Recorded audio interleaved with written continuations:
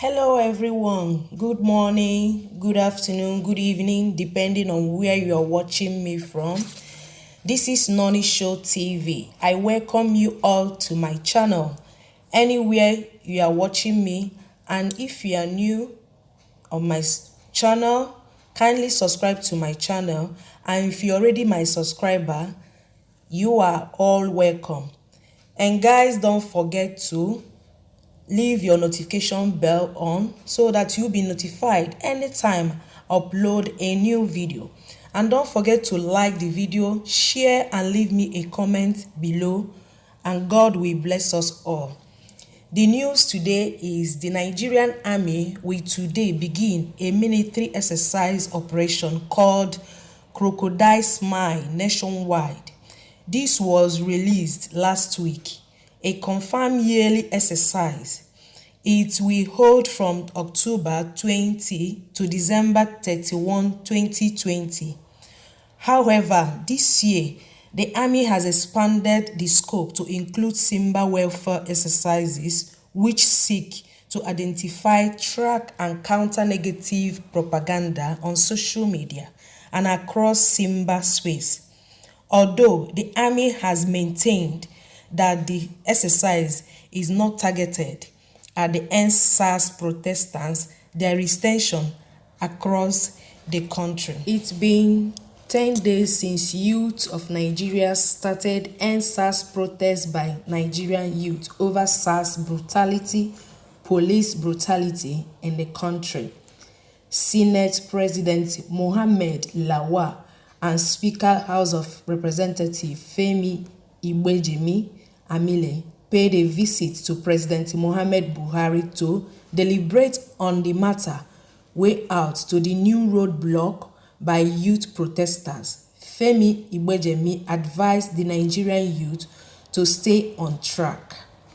Let's watch these more clips, guys, and hear what our representative tell the youth and the protestants whether it's good.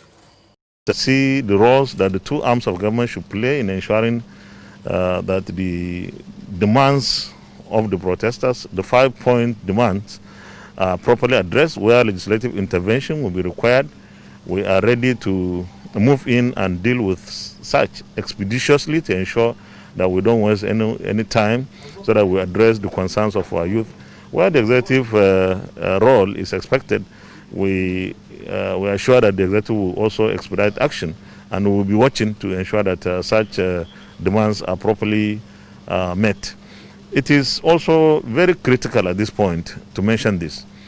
Since the protests have taken place and the issues have been accepted, the time has come for the protests to stop, because government needs to have sufficient time, a clement environment to implement the demands of the protesters. We also need to have our economy to continue to go on. When you try to stop everybody from engaging in their lawful businesses, closing roads to markets and other economic places, we distract the economy of the country, and that is not the best way to go. If the issues had not been accepted, then there would have been genuine reasons to continue with demonstrations and protests. But since the issues have been accepted, we should give government time to implement the issues. And therefore, I'm taking this opportunity to appeal to our youth who are protesting that the protests have already yielded the desired results. First of all, they say end SARS. That was the beginning. SARS was ended not by the IGP. SARS was ended by the president himself. The president, President Muhammad Buhari, made a statement, a presidential statement, and that will be the first time that any president will say end SARS.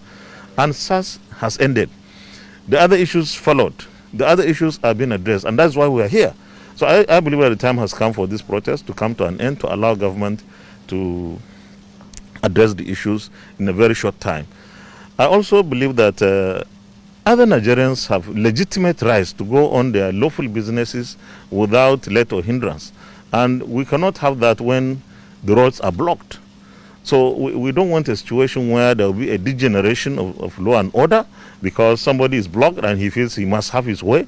So we believe that withdrawing from this process at this moment is the right thing to do. Meanwhile, give us the opportunity to deal with matters that we have, as a government, agreed to handle. Have lost control of the situation. What's your take on that? Well, first of all, thank you. Let me just very quickly piggyback on what the Senate President said. Right now, we've met with the President, and I can assure you that there is no bigger Democrat than Mr. President. He gave us a listening ear that the same as he's always given Nigerians for the first time in history. Don't forget his background. He accepted absolutely everything that Nigerians asked for. It's the first time in history that, because I've heard this story that, we've had NSAS, 4 times before in our past, and that's what people are saying. And like I say, this is the first time you haven't heard it from Mr. President. You've never heard it from Mr. President, but now he said so. So let us tarry a little while. Let us sit back. We've gotten what we want, what we started out with. So let us sit back and see what happens. Now, if you like, you begin your protest again if nothing happens in 2 weeks. But let us not continue this thing and then lose the plot.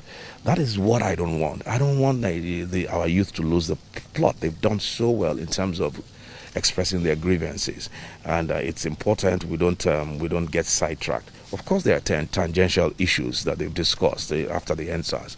Government, we spoke with Mr. President, he's looking at every single thing. But some of these things are policy matters that will not take, that are not going to happen overnight. You're not going to ask for electricity overnight, and it's going to happen tomorrow. You're not going to have free roads, and it's going to happen tomorrow. But it's a process, and the important thing is that government has heard you loud and clear. I have heard. Now, it's a continuous engagement. I'm more than happy as the Speaker of the Federal Republic of Nigeria to engage, and I'm sure the Senate President as well, to begin to engage our youth in matters of policy and communicate with Mr. President as well on what needs to be done.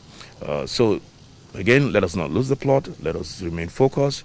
A point has been made like never before in the history of Nigeria, and I think that's kudos to the young men and women out there. As far as Osun State is concerned, it's unfortunate what happened to the Osun State governor, and this is where I say we begin to lose the plot. The Osun State governor is loved by everybody in Osun State, and he came to address people, and that's what he got. At that point, you begin to wonder, what exactly do we want? What exactly is there an unseen hand? I don't think there's an unseen hand. I think this is a movement, but we should not allow people to infiltrate what otherwise is a good cause. So that's for me. For me, my advice is to all of us is that even though there's trust deficiency, let us, for whatever it's worth, trust government in what it has done now. It has ended SARS. Nobody can argue that. SARS is ended. Ended completely. Never to be heard of anymore. Now, we talk about SWAT. We interrogated the IG about 3-4 days ago, and we asked the question because I got the reaction. I felt the same way. People have asked for you to end SARS, and the very next day you come up with SWAT.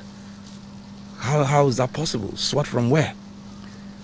But he explained to us, which a lot of us don't know, and a lot of people out there don't know, that in any security outfit, particularly the police, if there's a special unit and you disband, you don't leave a vacuum.